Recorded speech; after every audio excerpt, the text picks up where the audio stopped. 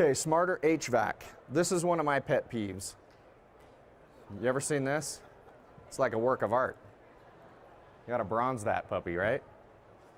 So here's a few more. This is one of my favorites. I call this the caterpillar. So that basement's gonna have a funky little box out in it. You probably see this if your basement's not finished a lot of times. I can tell you right now, there's probably no heat getting up into that room right now because it's pinched off. So how do you solve stuff like this? This is typically what happens. If you have an unfinished basement and you went down there, you'd probably see something like this, unless it was one of those other works of art. But they box out a little coffered area. You can see the vent right here, but it's all tucked up in there to hide it. So the concern I have with that is it ends up looking like this when you decide to finish your basement. You end up with 2 or 3 feet sticking out into the room, and your lighting is shifted over, and it casts this weird shadow down halfway through the wall. This particular house is only about 14 or 15 feet wide, so one quarter of the room is dropped and all of the lighting is off-centered, and it looks really odd. Something like this almost. Now you might say, well, that's a pretty cool room, they got a theater, but if you start looking at the ceiling, you can see how they dropped it clear over to here, and symmetrically and aesthetically it looks weird. I mean, look, they got a row of lights here, comes over, drops down, and another row of lights.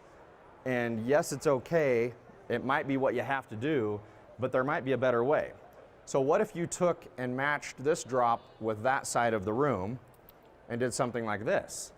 Now it looks like it was planned, and this coffered ceiling allows you to run your lighting symmetrically around the room. All right, it just feels more natural and feels a little bit better. So sometimes if you're stuck with something like a trunk line through the middle of your house, it might be nice to do a little fake coffer around there to make it look good. All right? These are floor trusses.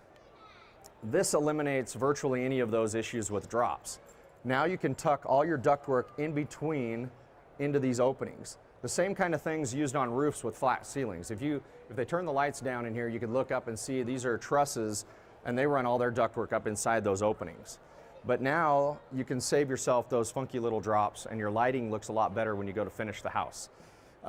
Somebody last night when I taught this class asked, well, what's the price difference?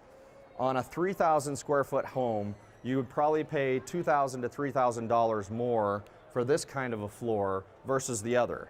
But to me, the finished product is head and shoulders above, and it's worth it. And you can span these joists a little bit farther also, so that your floor, in my opinion, is stronger.